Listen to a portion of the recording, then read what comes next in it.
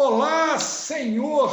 Senhor é o jeito, né, respeitoso de falar. Olá, Rodolfo Zuri! Tudo bem com você? Tudo bem, meu amigo querido Alex. Cara, muito bom ter a oportunidade de entrevistar você. Queria te agradecer, antes de mais nada, pela sua disponibilidade, sua disposição em estar conversando com a gente aqui nesse negócio que eu chamei de Silegions, tá bom? Quem me dera, meu amigo. Eu não sei se eu estou nesse nível aí, não, mas eu que estou honrado de estar aqui. Muito obrigado. Não, tá sim, e você vai ver que você vai ter certeza que está e as pessoas que vão assistir também. Só Que para a bom. turma entender o que é isso, quem está vendo a primeira vez, qual que é a ideia do Silegions? Nada mais é do que contar histórias inspiradoras para inspirar outras pessoas. Que histórias inspiradoras são essas? De pessoas que já ocuparam ou ocupam posição de destaque e que, por muitos, são vistos como lendas. Acham que é tudo muito fácil, a vida é perfeita e por isso que o cara tem aqueles resultados. Então a gente vai desmistificar um pouquinho e dessa forma ajudar as pessoas mostrando que a decisão que você toma hoje, você escolhe, mas o resultado é obrigatório. Independente do que você escolher, você vai colher o seu resultado.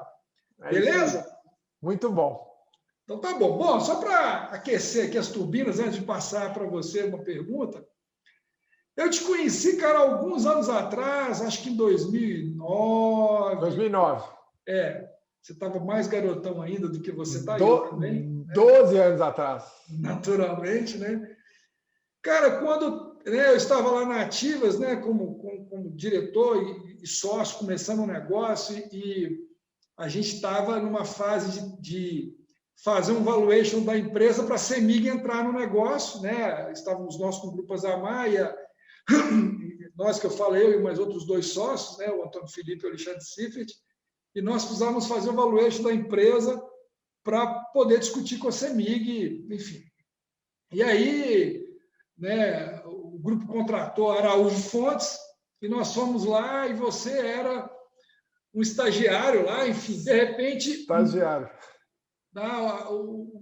o consultor, né, que estava tocando na relação com a gente falou, ó, tem um menino aqui que é bom de planilha e colocou você lá na sala, enfim. E aquele dia, ou aqueles dias que a gente passou junto, né, passei a ter um respeito e admiração por um cara tão jovem, mas assim, tão hábil, né, em conduzir um negócio, né, importante que a gente fez rapidamente, uma semana, depois o negócio acabou se concluindo, a CEMIG entrou no negócio, a Ativas Data Center nasceu aí, virou um grande negócio, é um grande negócio, né? Está lá hoje com outros sócios, inclusive, também. E depois disso, cara, você até tentei te contratar, né? Tanto que foi admiração. Até tentei te contratar, mas você me deu banana lá, não quis nada. Foi culpa do Evaldo da Araújo Fontes. O Evaldo falou, não, você não vai sair não, tá aqui, ó, você vai ficar aqui. Então, e eu sempre te acompanhei, assim, né?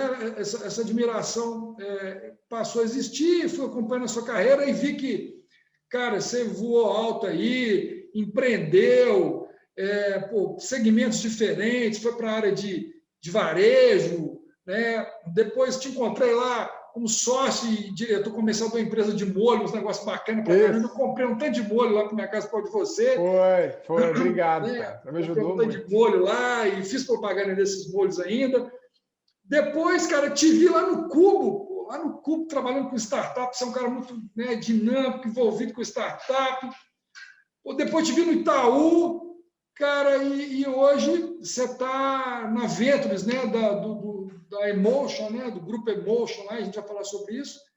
Enfim, numa posição de destaque, enfim, um cara muito diferenciado, quem te conhece sabe disso. Queria te fazer a seguinte pergunta, cara. Sua vida sempre foi fácil assim, cara? Você acordou já geninho assim, tal, pá, virou isso tudo? Como é que foi isso, cara? Quem que é o Rodolfo e conta um pouquinho como é que você chegou aí? É uma boa pergunta, cara. Eu não me considero gênio, nem de perto. Eu acho que talvez o que eu seja, cara, é uma coisa que você tem também, acho que a gente tem essa afinidade muito grande, que é o gênio da automotivação. O gênio de se autodesafiar, o gênio de não se conformar. Isso tem um custo, né? Que às vezes a gente se desgasta internamente muito com a gente mesmo, mas eu sempre busquei na minha vida trabalhar com coisas que brilhassem os meus olhos. E quando meu olho não está brilhando, e eu sou uma pessoa muito fácil de ler, até pela forma como eu me expresso, significa que tem uma coisa de muito errado. Porque o meu normal é eu estar pilhado, eu estar animado, eu querer fazer. Esse é o meu jeito, né? E eu tive uma sorte muito grande na vida, Alex,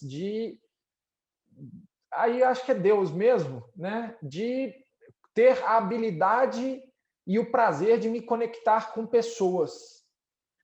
E se eu puder falar assim, cara, o que você tem de diferente? Eu acho que eu tenho um dom que Deus me deu, que eu tenho uma memória muito boa para as pessoas. Então, uma pessoa passa na minha vida, eu não esqueço fácil de um rosto e não esqueço fácil de informações e de momentos sobre aquela pessoa. E isso me levou a conseguir criar bons relacionamentos na vida. Então, eu te conheço tem 12 anos, nós estamos aqui agora falando depois de 12 anos. Você depois me chamou. Então, tem um lado dessa parte profissional, dessa competência, que eu não me acho um cara brilhante, que é o esforço. Eu acho que eu sou mais esforçado do que a média. Eu me esforço mais. Eu me cobro mais. Da onde que veio isso? Eu sou ex-atleta. E eu sou extremamente competitivo. A minha esposa me conhece tem 19 anos. Ela fala que nunca conheceu alguém tão competitivo quanto eu. Eu tive boas escolas. Eu fui nadador e jogador de basquete pelo Minas Tênis Clube. Então eu aprendi essa competição lá. E eu tenho uma curiosidade que eu gosto muito de desenho animado. E desenho animado japonês. E o desenho animado japonês, o herói é aquele que ele sempre foi meio discriminado, não tinha nada. Depois ele teve que treinar e teve que batalhar demais para conseguir, para depois ser reconhecido. Eu tenho esse defeito de buscar esse reconhecimento, sabe? Eu deposito muito do meu valor, infelizmente ou felizmente, nos outros. Então eu busco esse reconhecimento e para fazer isso eu me cobro muito. Então eu diria que é isso, essa combinação, cara, de lá de trás ter sido inspirado pelos meus pais, que saíram do interior de Goiás e do interior do sul de Minas. Né? Minha avó fazia tijolo para pagar a comida do meu pai aqui em Belo Horizonte, quando ele veio para cá. E ele se formou em medicina na UFMG e foi convidado para ser professor no UFMG numa época que não tinha nem concurso ainda. Ele foi professor na UFMG com poucos anos. E a minha mãe do interior de Minas Gerais, uma cidade chamada Aiuruoca, de 7 mil habitantes.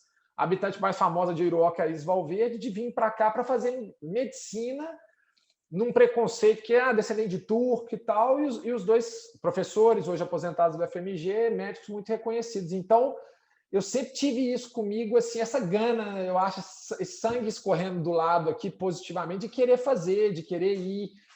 E a gente aqui em Minas Gerais, né? Eu sou daqui, mas pude morar em São Paulo, morei em Juiz de Fora também, praticamente Rio de Janeiro.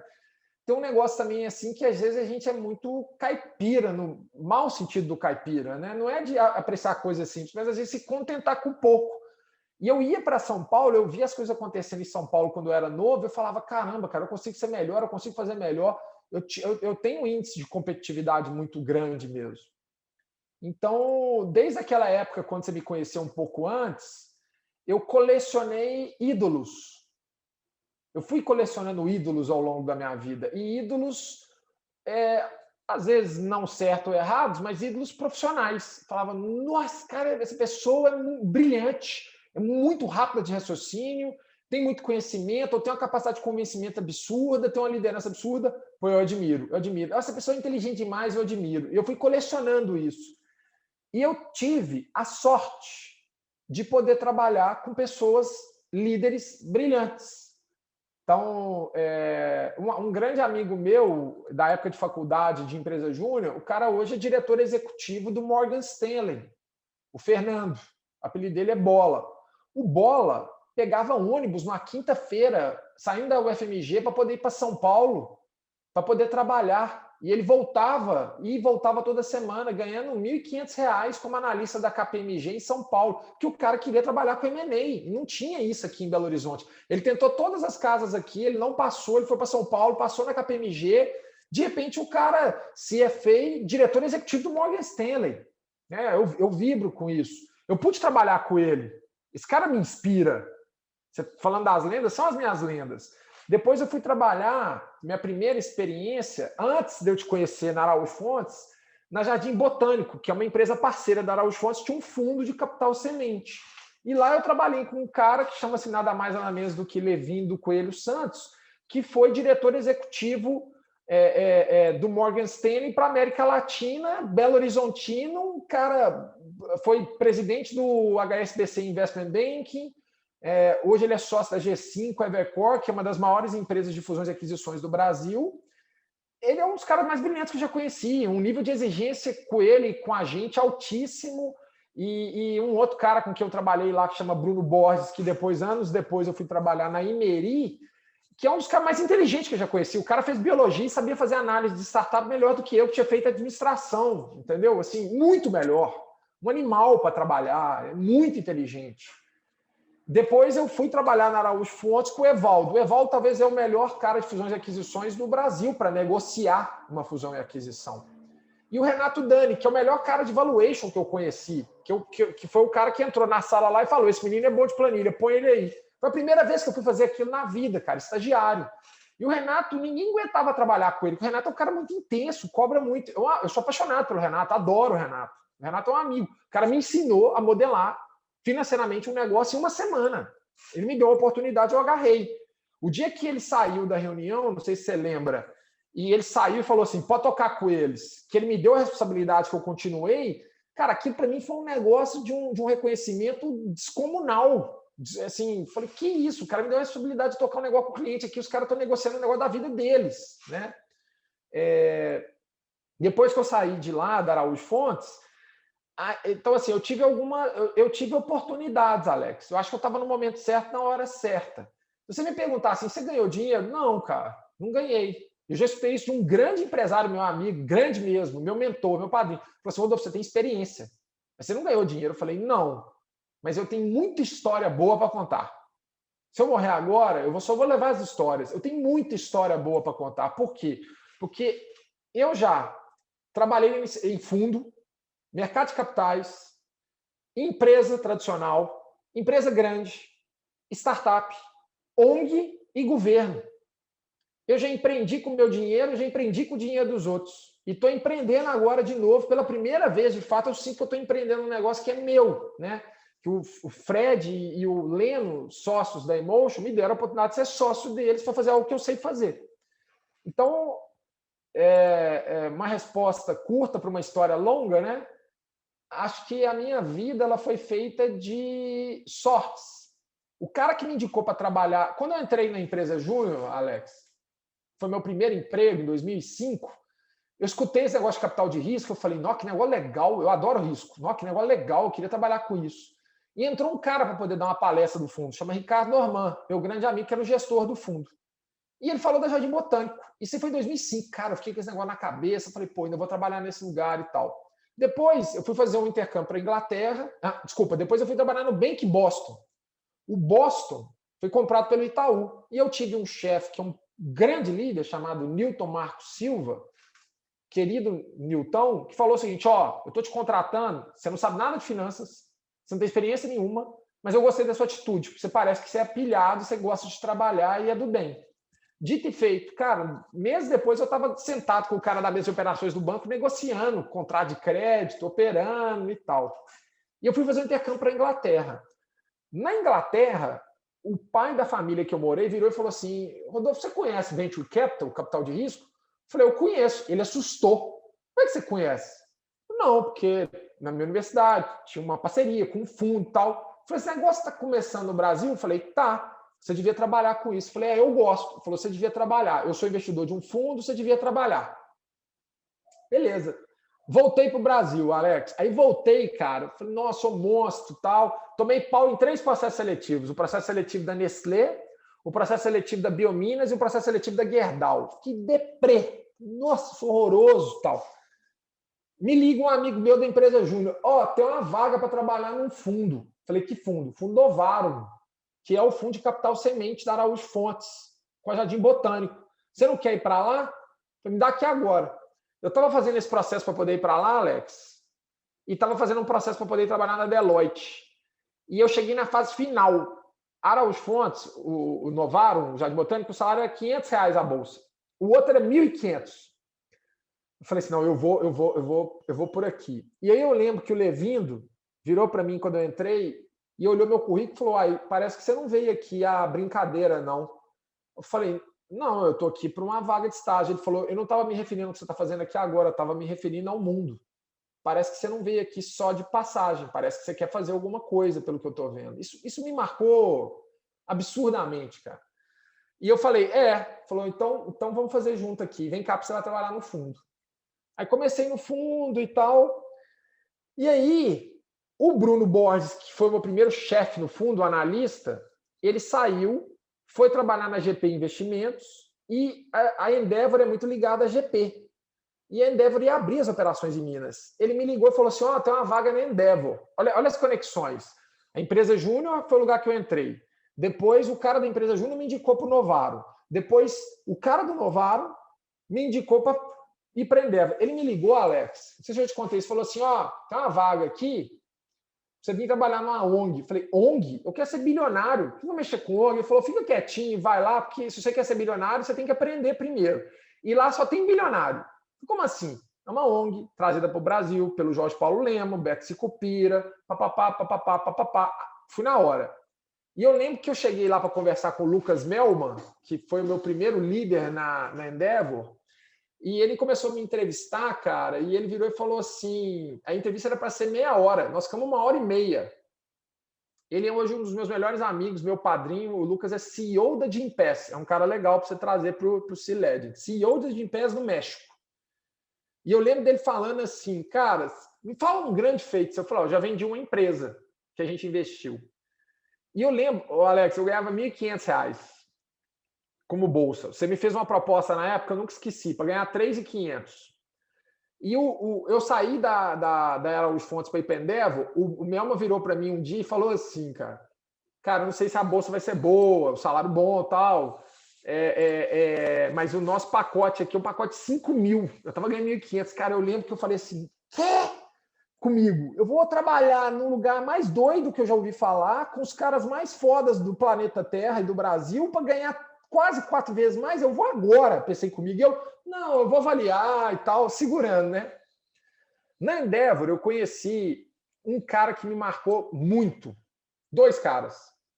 Um deles se chama Rodrigo Teles, que era o presidente da Endeavor. E o Rodrigo, ele ele é o líder mais brilhante que eu já conheci, liderança. O Rodrigo hoje, ele quase que ele se afastou muito do mundo de negócios. O Rodrigo foi presidente da Fundação Estudar e da Endeavor. E ele me fez uma pergunta para me contratar no final com o Lucas Mel, que era o seguinte, você se considera empreendedor? Falei, cara, eu não tenho coragem de responder isso, porque isso para mim é um elogio absurdo. Eu tenho sangue empreendedor, porque minha família toda é de empreendedores. Minha mãe tem negócio, meu avô criou um negócio do zero, mas eu ainda não criei nada. Ele falou, então tá na hora de você criar a Endeavor Minas Gerais. E o segundo cara foi o Léo Frade. O Léo, que é um grande amigo, entrou comigo para abrir a Endeavor no Paraná. E ele é daqui. Eu atrasei a entrevista dele com o Lucas, porque ele foi depois de mim até. E o Léo não sabia nada de startup, não sabia nada de venture capital, e entrou, cara, e eu lembro que eu comecei entregando muito mais do que ele. E ele teve uma fase muito difícil na Endeavor no início, ao ponto dele ficar mal.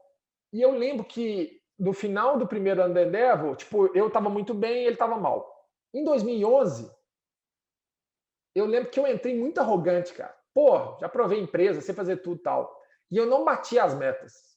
O Léo, que era um cara que não tinha nenhum relacionamento em Curitiba, não sabia analisar startup, não sabia analisar empresa, estava sozinho lá, estourou todas as metas. E o Léo usa uma frase que eu amo, cara, que é o seguinte: hard work beats talent when talent fails to work hard. Eu era um cara talentoso para isso que eu fazia na Endeavor, porque eu sei fazer conexão com pessoas e eu aprendi a analisar a empresa. Mas eu não trabalhei duro naquele ano.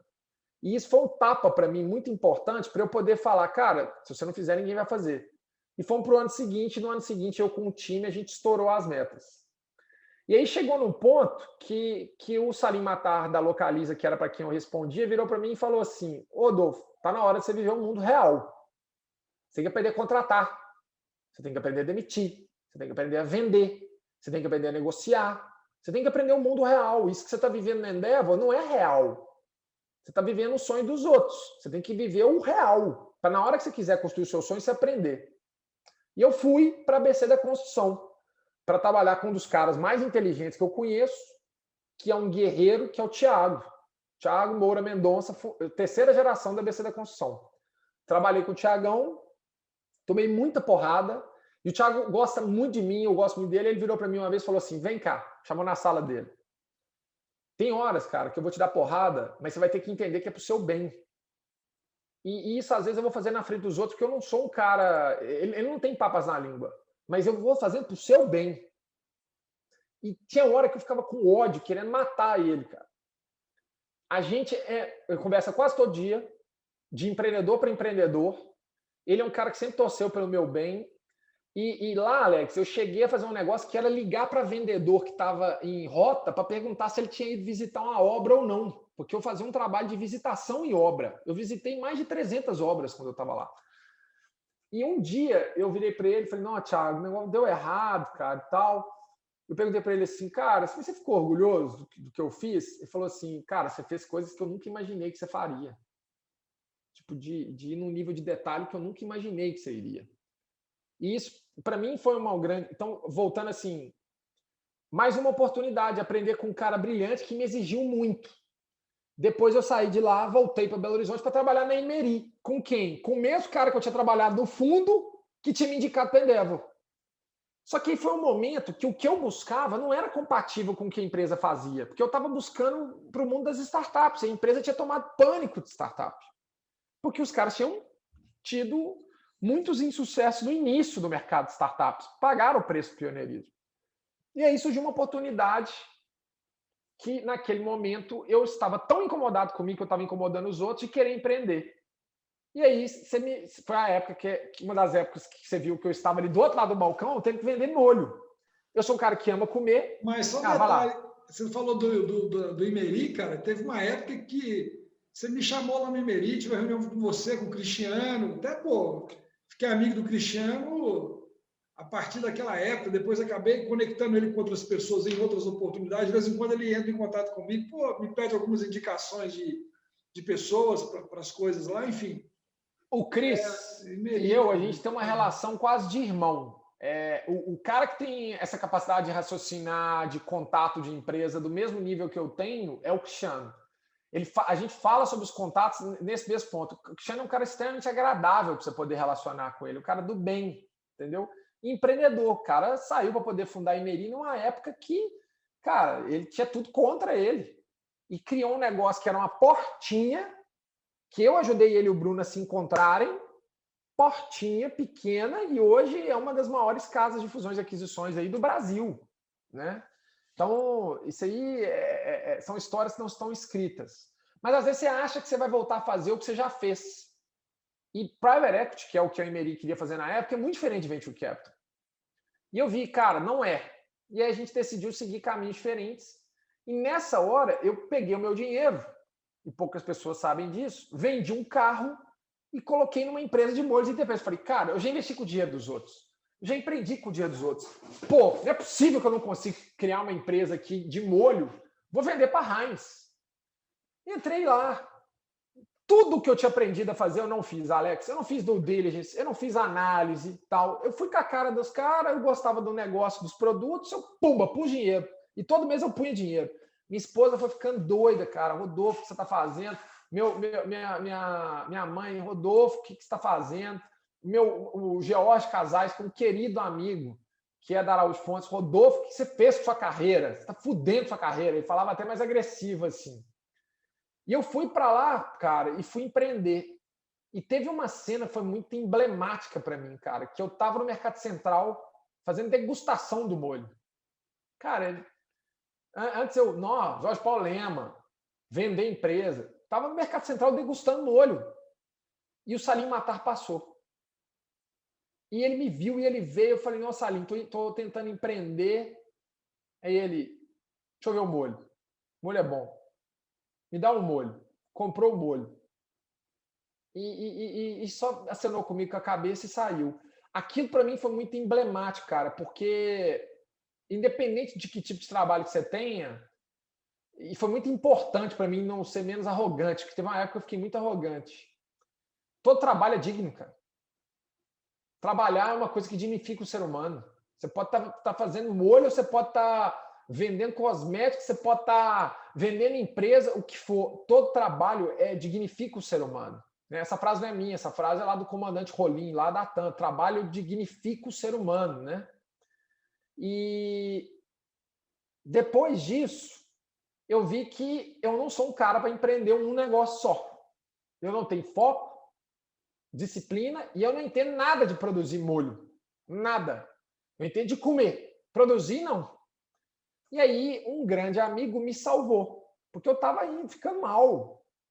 Dia 9 de maio de 2017, o Daniel Oliveira, o Shazam, que foi coordenador do CID e hoje é diretor de transformação digital e inovação do grupo SADA, é um cara legal para você conversar, inclusive. A gente é muito amigo de basquete. Ele me falou assim, Rodolfeira, eu tenho um presente para você. Dia do aniversário, eu qual? Por uma vaga. Vaga de quê? De garagem? Não, uma vaga de emprego. Aonde?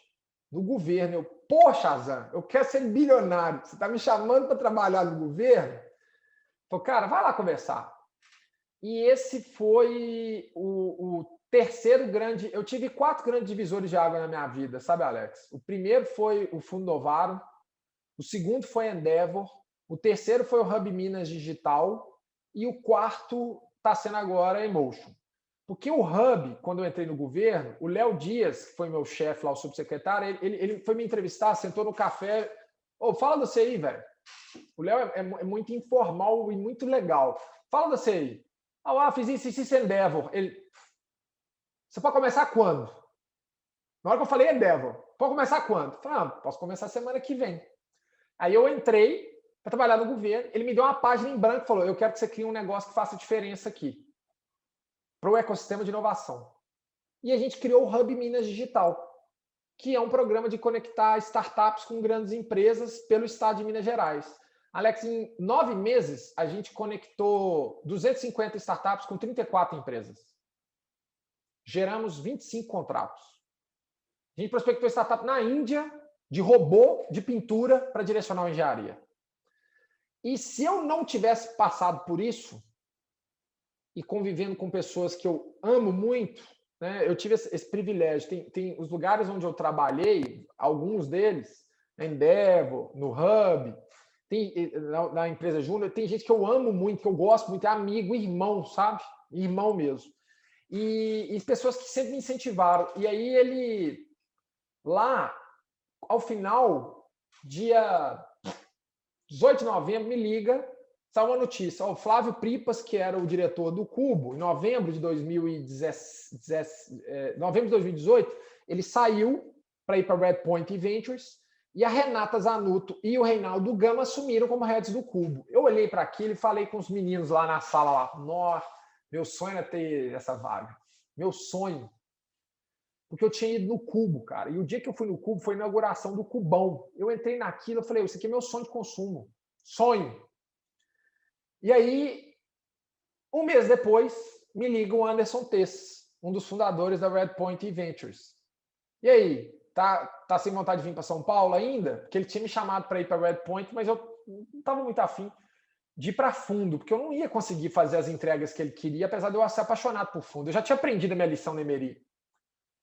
Aí eu falei, Anderson, por quê? Ele falou assim, tem uma vaga no Cubo. Eu virei para ele assim, eu posso dormir? Ele onde? No Cubo. Você vai me deixar dormir? Fazer do Cubo a minha casa? Passar 24 horas por dia no Cubo? Ele, kkkk, é sério. Eu falei, eu tô falando sério. Cara, dia 7 de janeiro de 2019, eu comecei no Cubo para tocar a área de corporate junto com o Reinaldo Gama, um irmão. O Reinaldo hoje é CEO da HSM e da Singularity no Brasil. E o Cubo, cara, foi um sonho que eu vivi. Porque eu me sentia mais à vontade no Cubo do que na minha casa. Alex, eu no Cubo, quando eu entrei, tinha 20 patrocinadores. Eu fechei 15 patrocinadores quando eu saí, depois que eu saí no meu período no Cubo. E no Cubo, cara, por incrível que pareça, uma coisa mais pessoal, assim, eu trabalhava tantas horas lá, que eu chegava lá, eu ia para lá às 6 horas da manhã, malhava, depois que eu malhava, eu tomava um banho, subia e começava a trabalhar. E eu saí de lá às 10 e meia, que quase custou meu casamento, cara. Minha esposa falou, eu vim para São Paulo para te acompanhar, mas você não quer saber de mim, você quer saber do Cubo. E foi uma coisa muito emblemática isso para mim, sabe? Porque naquele momento ali, eu confesso que eu me confundi se o que era mais importante na minha vida para mim era eu ou era o Cubo. E eu precisei ter uma chamada muito forte da vida para falar assim, cara, não é bem assim. Às vezes, o tanto que você está depositando de energia e valor nisso não vai ser compatível com o que isso tem te oferecer. E aí, por uma ocasião da vida, pelas pessoas de novo, eu tenho um grande amigo, chama Paulo Vinícius Costa, Paulinho, que foi o cara que me ensinou inovação aberta dentro do Cubo, que ele foi o cara que criou o braço de inovação aberta da Accenture no Brasil. Foi o primeiro patrocinador do Cubo. E desde quando eu estava no Hub, a gente conviveu muito, a gente sempre teve uma empatia muito grande um pelo outro. E o Paulinho é conselheiro da Emotion. Quando eu estava saindo do Cubo, ele falou assim, tem um negócio aí que eu acho que vai ser interessante, cara, mas eu acho que isso é muito grande para os caras. E ele me apresentou para os sócios da Emotion. Olha como é que a vida é pequena, Alex. Você lembra que eu falei para você que eu trabalhei no fundo antes de você me conhecer na Araújo Fontes? Eu vendi uma empresa. Você lembra que eu falei que eu vendi uma empresa? Essa empresa chamava Comunip. Eu vendia Comunip para a Take. Quem foi o cara que tocou a transação do lado da Take? O Reinaldo Heleno, que é sócio da Emotion hoje. Ele era diretor. Eu conheci o Leno em 2009, quando eu vendia a Comunip. E um dia no Cubo, o Flávio Pripas me ensinou uma coisa muito importante. Falou, Rodolfo, você tem que receber todo mundo que quiser vir no Cubo. Você tem que receber. E receber bem. Como se você estivesse recebendo na sua casa.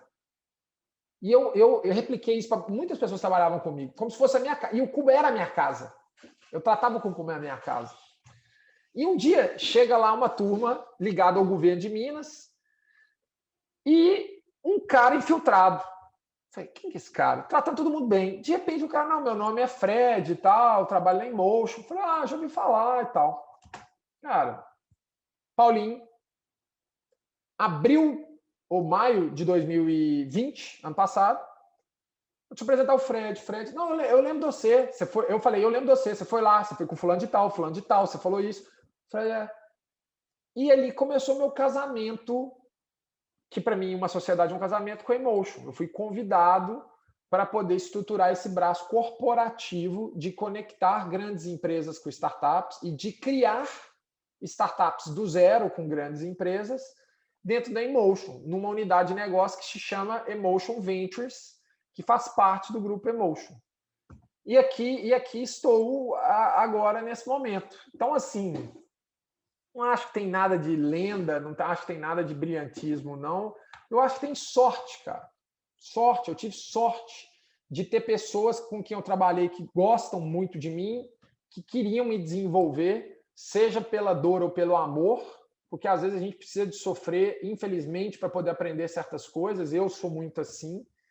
E estamos aqui conversando agora, em 2021, aí, nesse momento todo aí, em que a inovação e tudo que eu aprendi ao longo dos 14 anos aí é útil. Por quê?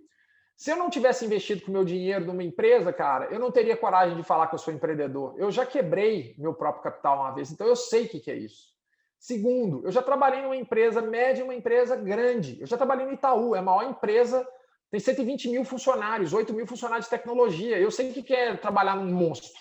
E eu já trabalhei numa empresa média de dono. Trabalhei numa ONG. Então, hoje o que eu tenho é experiência, vontade de fazer e talvez mais erros do que acertos. E eu acho que errar é melhor do que acertar, às vezes, para mim, pelo menos, porque eu só aprendo quando eu errei. É isso, meu amigo. Ô, Rodolfo, cara, que história intensa aqui, né? Intensa, assim. Eu poderia te fazer aqui milhares de perguntas para explorar, mas eu vou puxar algumas coisas aqui que eu achei interessante. Primeiro, assim, fica à vontade. aquele negócio de competitividade, né, cara? Competitividade é um negócio show demais. Eu acredito que veio do esporte, a gente tem uma sinergia, porque eu também fui nadador, não do Minas, mas fui jogador de voleibol do Minas. Inclusive, tem uma entrevista agendada com um cara que foi amigo meu, que é CFO hoje de uma indústria de alimentos em São Paulo, que é o Cristiano Alvim. A gente está agendando aí, cara, um cara top, assim, top. Vou entrevistar ele aqui. Veio do vôlei, mas essa parte de competitividade, eu sei exatamente o que é, cara, muito, muito forte. Outra coisa, assim, que você tem, né, desde novo, cara, você sempre soube o que você queria. Você foi um cara de ter decisões firmes, né? Tudo bem que você mudava, mas você sabia o que você queria. Eu acho que meu coração decide por mim, não é a minha cabeça. Se o meu coração não bater forte, cara, a certeza é muito grande. Mas você mostrou na conversa aqui, cara, assim, muita maturidade para tomar as decisões, né? E decisões, assim, de A para Z, né? Não é um negócio, né? Outra coisa que você falou, cara, eu achei interessante demais, é aquele negócio de agarrar a oportunidade. Cara, pô, não estou querendo saber se o salário é XY. Cara, eu olhei, acreditei, tomei a decisão. Cara, o salário não tem. O salário é um detalhe. Né? Tanto que você falou, pô, eu não ganhei dinheiro. Eu acho que você deveria complementar a frase, não ganhei dinheiro ainda, né? Porque. Ou acho que você já ganhou, mas você não ganhou ainda o que você quer ganhar. Que você falou, pô, eu quero ser milionário. Milionário, claro que é muito bom, mas tem que ser milionário no plural aí, né? Alguns milhões aí. Cara, você falou muita coisa legal e um outro negócio, além de você citar o nome das pessoas, muitas eu não conheço, nunca ouvi falar, outras eu conheço, mas você comentou, cara, um negócio importante também. Você comentou eu estava ficando muito arrogante, né? E aí eu queria parar um pouquinho nesse ponto, cara. Como é que você percebeu que você estava ficando arrogante? Como é que uma pessoa pode perceber ela mesma? Porque uma coisa é o seguinte, se eu chegar para você e falar assim... Eu só percebi porque alguém me falou. Você está arrogante. Se não for uma pessoa que te conhece, você vai achar que o cara está te xingando. Alex, eu tenho um grande privilégio que, apesar de eu ser ainda um pouco jovem, não mais jovem, mas novo, com 34 anos, fazendo 35, eu convivo há mais de 19 anos com uma pessoa que é a minha esposa. E ela me conhece melhor que eu mesmo. E ela é meu freio. Porque a gente tem que ter freios na vida, ou direcionadores. E ela conviveu comigo em todos os meus sonhos. Todos. E eu com ela nos dela. E ela sempre me alertou. Minha mãe sempre me alertou. Tá ficando arrogante. Tá ficando arrogante. Tá ficando arrogante. Tá ficando arrogante. Mas qual que era o indicador que mostrava isso? A forma de tratar as pessoas? A forma de... Na hora que eu estava comunicando com as pessoas, às vezes eu já estava tirando conclusões muito rápidas, muito precipitadamente, que não tinha nada a ver, e não deixava a pessoa falar. Entendi. Nossa, a pessoa começava a falar e eu queria completar a frase dela, é isso, né? Eu tenho essa mania. Só que isso, quando eu estava trabalhando na Endeavor e quando eu estava trabalhando no Cubo, isso ficou muito maior. E eu comecei a ter um desprezo por certas coisas. Nisso, ela pegou muito pesado comigo. Entendi. No restaurante, ficar muito bravo com o garçom, só dar atenção para quem que era muito poderoso. Estava começando a ficar arrogante e hipócrita, de fato. Entendi. E o Bruno Borges me falou uma coisa muito interessante, cara. Porque o Bruno Borges, que era do Fundo Novaro, depois da GP, da BRZ e da Imeri. Sócio do Cristiano hoje. Eu juntei eu que apresentei... Não é que eu apresentei, eu ajudei eles a se reencontrarem para fundarem a Imeri. Ele me falou um negócio, uma vez eu falei o seguinte, falou, Bruno, você admira fulano de tal? Figura de mercado? Ele, não. Por quê? Porque é arrogante. Eu falei, pô, mas ele pode ser. Ele falou assim, ninguém pode ser arrogante. Isso não é bonito, não. E vou te falar uma coisa, é muito fácil você ficar arrogante, mas é extremamente difícil você manter a humildade. Porque a arrogância é um veneno, que ela vai te viciando nele ali. Você vai curtindo aquele prazer de ser um babaca com os outros. Você vai curtindo, porque você acha que você é mais inteligente, você acha que você é melhor, você acha que você é mais rápido e tal. Cara, isso é um veneno. Muito, muito poderoso, porque mistura ego, mistura vaidade e tal. Vou te contar uma passagem rápida. O meu melhor amigo de infância, meu melhor amigo de vida, ele no meio do terceiro ano do colégio, a gente foi fazer vestibular. Ele passou em primeiro lugar geral da PUC. No meio. A gente não tinha acabado o terceiro ano ainda. E o colégio, cara, você imagina aquela época, todo mundo começou a endeusar o cara. O cara era um cara que ninguém conhecia, cara. A gente era a turma do fundão, quieto e tal, ninguém conhecia, entendeu? Na época ele era músico, então ainda tinha aquele preconceito de colégio, não era playboy, nada. Cara, ele virou para mim num dia e ele estava mal, e ele é um cara muito sensível, muito diferente. Gênio, ele é pós-PhD em matemática. Ele virou para mim e falou assim, cara, sabe qual que é a coisa na minha vida que para mim é a coisa que eu mais vou lutar contra? Eu qual? A vaidade. Porque isso destrói a gente, cara. Isso se embebeda a gente de uma forma que é pior do que qualquer tipo de droga que você imaginar, Rodolfo. E eu nunca esqueci isso. Porque ele tinha tudo para ter sido um dos caras mais vaidosos que eu já conheci, mais arrogantes que eu já conheci. Ele tinha tudo para ter sido isso, e ele não é. Então, essas lições foram os meus freios, mas a minha melhor coach, Alex, é a minha esposa. Que bacana, cara. Ela é a minha maior coach. Você está falando um negócio que eu sempre acreditei, e você está ratificando isso, né? E às vezes aqui no Legends, eu escuto coisas que eu já sabia, só que com uma verdade muito mais forte, porque tem legitimidade de quem está contando. E às vezes eu escuto coisas que eu nunca ouvi. Assim, tem entrevistas aqui que eu fico assim, cara, vira um MBA consolidado. Tem entrevistas aqui, e são várias, que eu fico assistindo e anotando, falo, cara, eu vou aplicar isso aqui.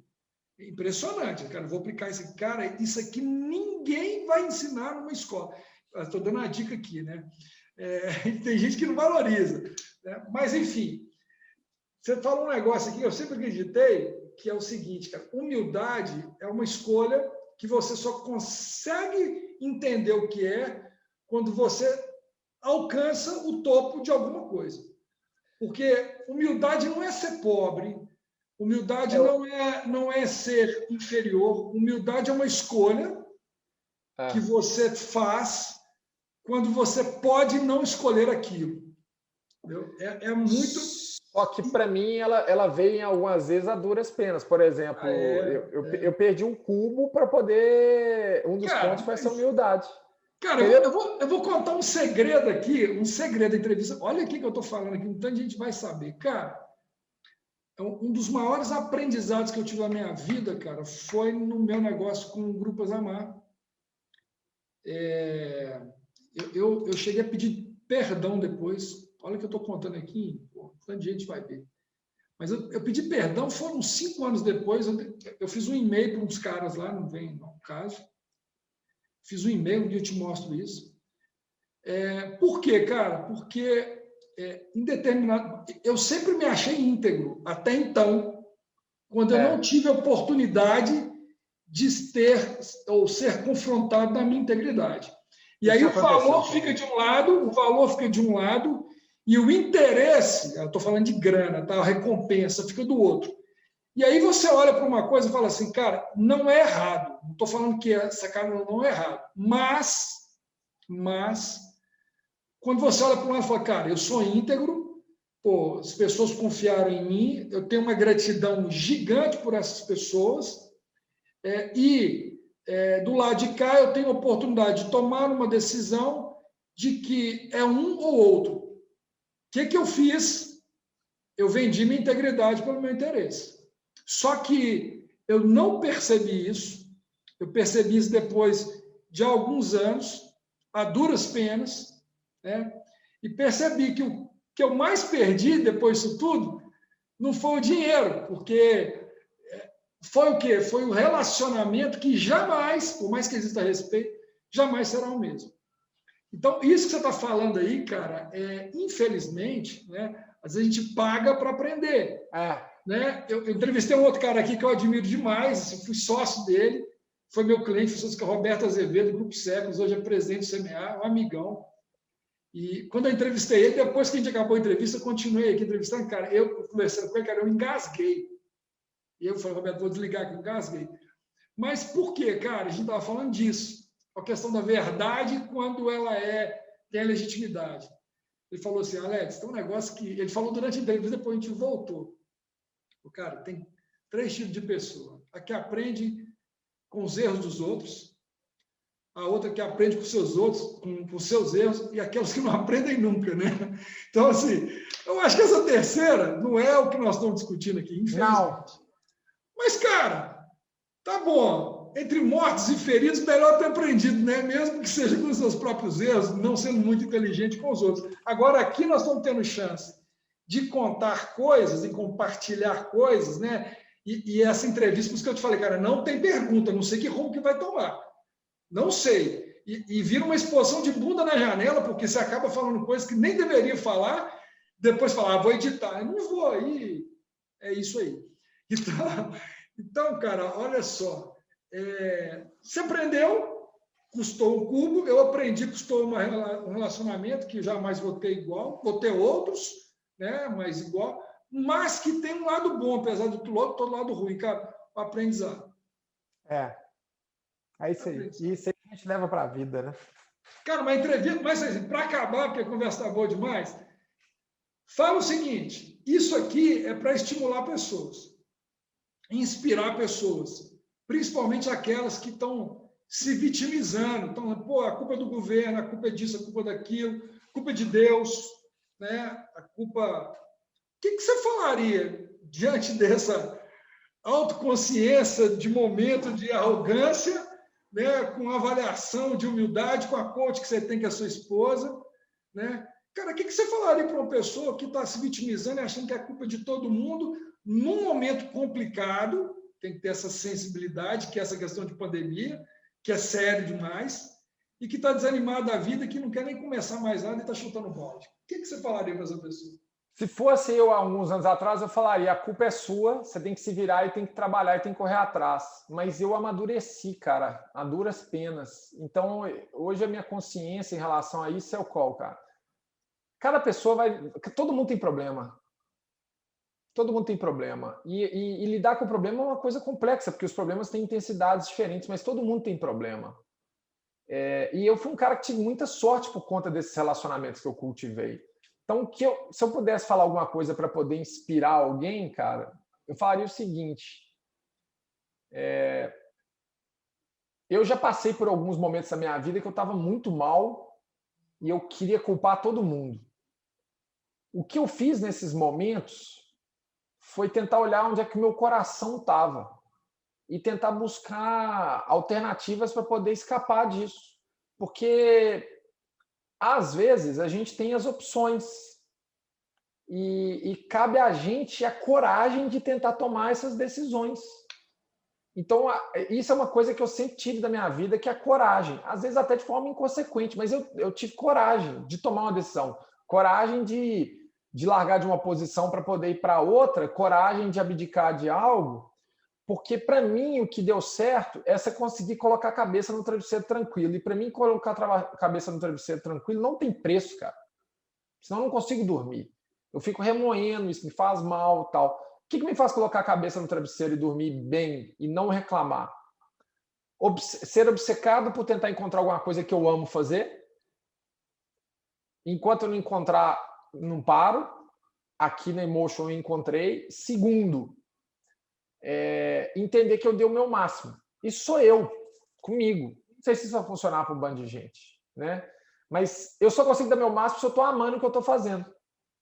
Isso parece trivial, parece clichê, cara. Mas a gente amar o que a gente faz não é o que você necessariamente mais gosta de fazer. Não é hobby, trabalho. A minha psicóloga me falava uma coisa que era o seguinte: trabalho é o que salva da loucura, é o que preenche a sua mente. Sem você ter que fazer, sem você sofrer. É o que preenche sua mente sem você ter que sofrer. Então, nesses momentos foram os momentos que eu parei para poder pensar assim: onde é que está meu coração? Qual que é o meu propósito? O que eu quero fazer? E o que eu sou bom? Será que eu consigo buscar isso? É isso, cara. É isso. Cara, e no meu caso demais. é você conversar com muita gente. Conversar, ter uma boa rede de contatos. A moeda do mundo hoje são contatos, né, Alex? Ô, Rodolfo, já que você está falando em contato, né, cara, para finalizar aqui, eu já te falei que eu tenho uma admiração grande por você. Recíproca verdadeira. Não, e tem mesmo. Você sabe disso, estou falando isso. Né? Eu vejo várias capacidades, né, e coisas que... Aquele negócio de olhar no outro aqui que você não tem, né? Você fala, pô, esse cara aqui tem coisas iguais, e tem coisas que eu falo, cara, isso aí eu preciso desenvolver, e esse cara tem muito bem. E, naturalmente, a gente fica olhando isso. Então, você tem muitas coisas. E vai ser bom para mim, porque eu vou trabalhar perto de você, né, cara? A gente está conversando, estou fazendo um vídeo aqui. Quando o vídeo for postado, a gente já vai estar próximo. O mundo dá a volta. Enfim, vou estar lá, né, numa empresa do Grupo Emotion também. E foi um namoro bacana. E vai ser legal, cara. Eu vou contar e aprender muito com você, viu? E eu vou ter muito, muito prazer em poder estar com você, convivendo de novo e aprendendo com você. Então, é recíproco. Vou contar muito com você e queria aprender muito também, meu amigo. Conta comigo aí. Você é um cara iluminado. Tem até uma luz em cima de você te iluminando. Iluminar, literalmente iluminado. Olha aqui atrás. Do bem. E é isso. Espero que a gente, mais para frente, esteja lá em Manhattan, na Nasdaq, lá, comemorando um pedaço da vida que é esse. Sonhar grande e sonhar pequeno dá o mesmo trabalho, né? Jorge Paulo Lema já dizia. Exatamente. Você falou dele e voltou de novo e fechou muito bem a entrevista. Cara, obrigado demais. Sucesso. Deus continue te abençoando aí. Valeu, meu amigo. Grande abraço. Tchau, tchau. Tchau, tchau.